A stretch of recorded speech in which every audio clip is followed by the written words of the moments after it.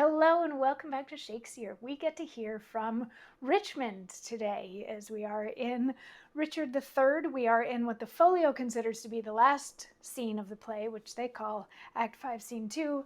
Other versions would call this Act 5, Scene 3 because they wanted to split things up a little bit.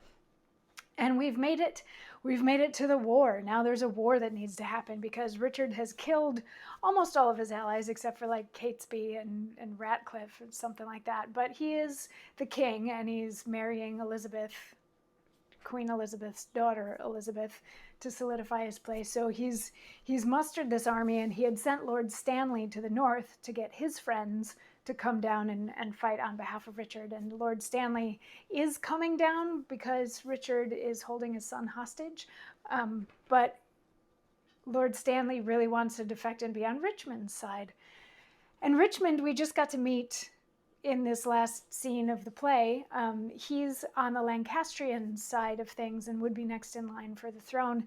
And pretty much everybody who used to like Richard, who doesn't like him anymore and is still alive, has defected over to Richmond's side, including Stanley and whatever. I mean, Buckingham's dead at this point. Hastings had gone over there, all that kind of stuff. Dorset went to join Richmond. So anyway, this is an interesting scene, Act 5, Scene 3. We start out, it's one of those scenes where we get to see both camps, but sort of like at opposite sides of the stage, so they can do just a quick trade-off of what's going on. So the scene starts out with Richard and some of his crew coming in on one side and being like, set up my tent, and we need to get the tent set up. And how big is their army? Oh, it's 3,000 or 4,000. Oh, we have way more than that, so we're totally good. And then it switches over and we see Richmond and some of his troop enter. Richmond and Blunt and Oxford and Dorset and all of those guys, they come in, and Richmond says, the weary sun hath made a golden set, and by the bright tract of his fiery car gives token of a goodly day tomorrow. Sir William Brandon, you shall bear my standard. Give me some ink and paper in my tent. I'll draw the form and model of our battle. Limit each leader to his several charge, and part in just proportion our small power. My Lord of Oxford, you, Sir William Brandon, and your Sir Walter Herbert stay with me. The Earl of Pembroke keeps his regiment. Good Captain Blunt, bear my good night to him, and by the 2nd hour in the morning desire the Earl to see me in my tent. Yet one more thing, good Captain, do for me. Where is Lord Stanley quartered, do you know?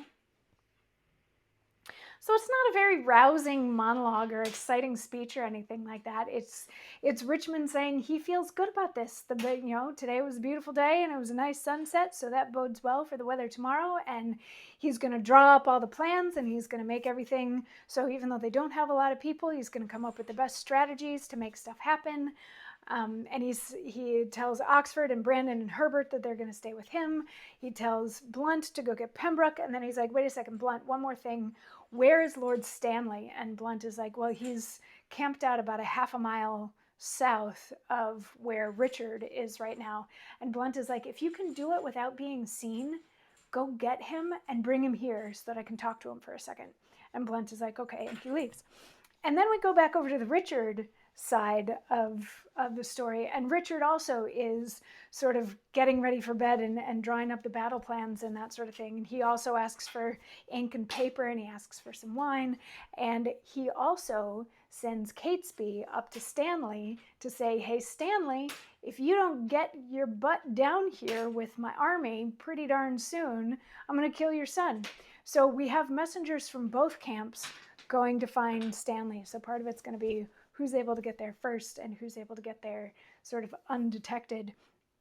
But Catesby goes off to find Stanley, and Richard leaves Ratcliffe on guard, tells everybody to, watch out for things, and then he gets a little bit of sleep.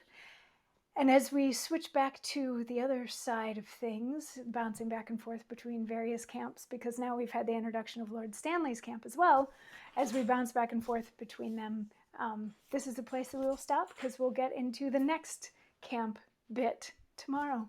I'll see you then for that. Mwah.